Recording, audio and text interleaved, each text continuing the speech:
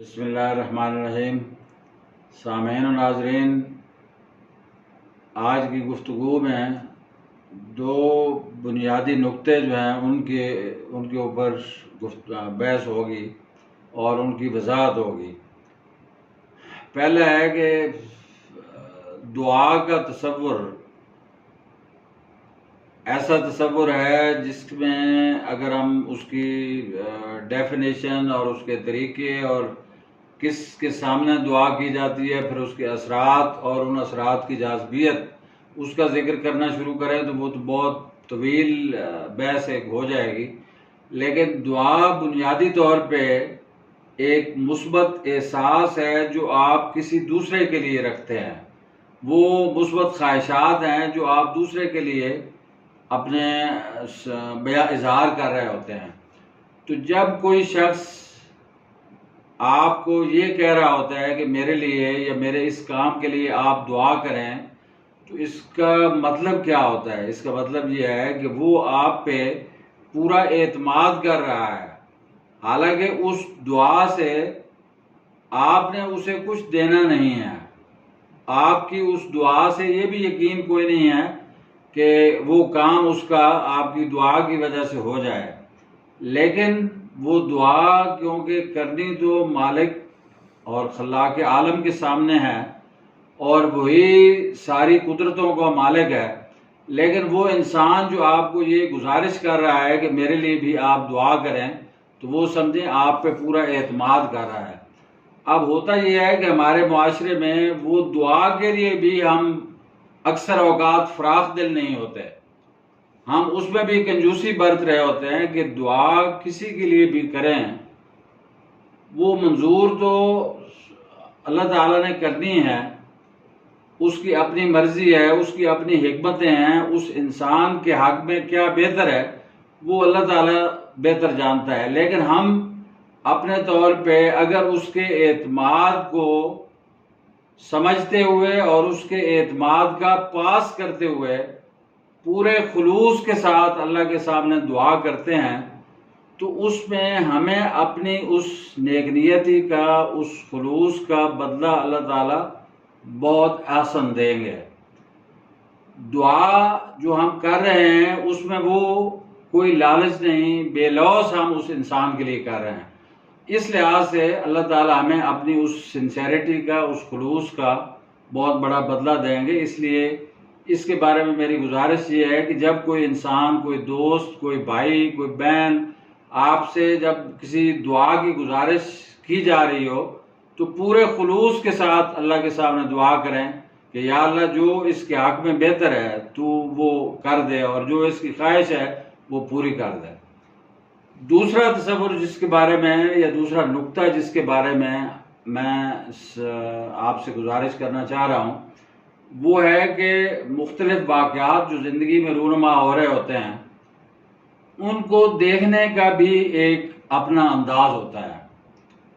ایک واقعہ چھوٹا سا آپ کو سنا دیتا ہوں اس سے کہ ایک بزرگ تھے، روحانی بزرگ، فقیر آدمی، ان کے پاس ان کا ایک عقیدت مند حاضری کے لیے گیا، سرد موسم تھا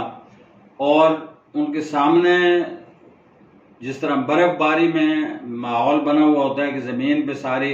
برف پڑی ہوتی ہے، اس میں ایک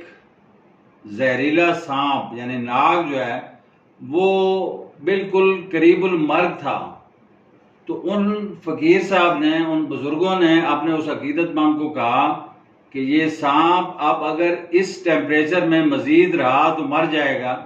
آپ اس کے آس پاس آگ جلائیں تاکہ یہ اس ٹیمپریچر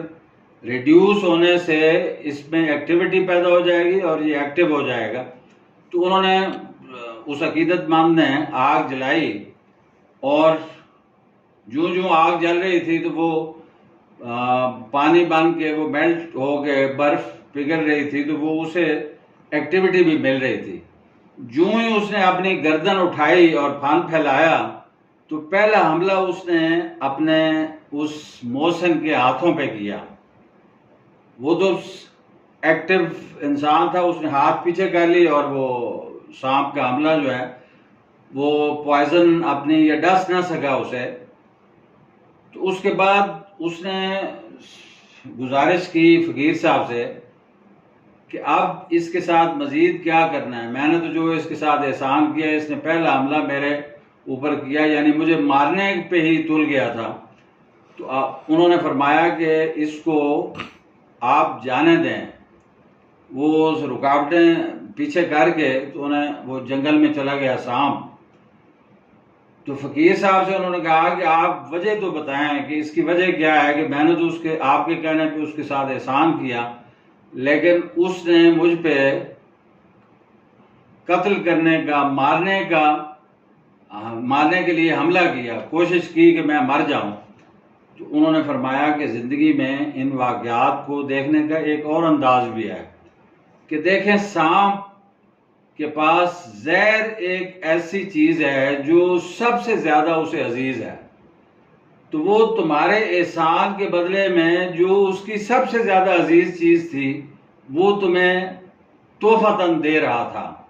اگر اس بات کو آپ اس طریقے سے دیکھیں تو ہمیشہ آپ مثبت اسے پائیں گے، اور اپنی زندگی میں لوگوں کے ساتھ بھی جو احسان اور بھلائی کر رہے ہوں اسے ہمیشہ اس مثبت پیرائے میں، اس مثبت پہلو کے ساتھ آپ اگر دیکھتے ہیں تو اس میں آپ کو کبھی بھی مایوسی نہیں ہوگی۔ تو یہ ایک مختلف انداز تھا کسی چیز کی تعبیر کا، کسی واقعے کی تعبیر کا۔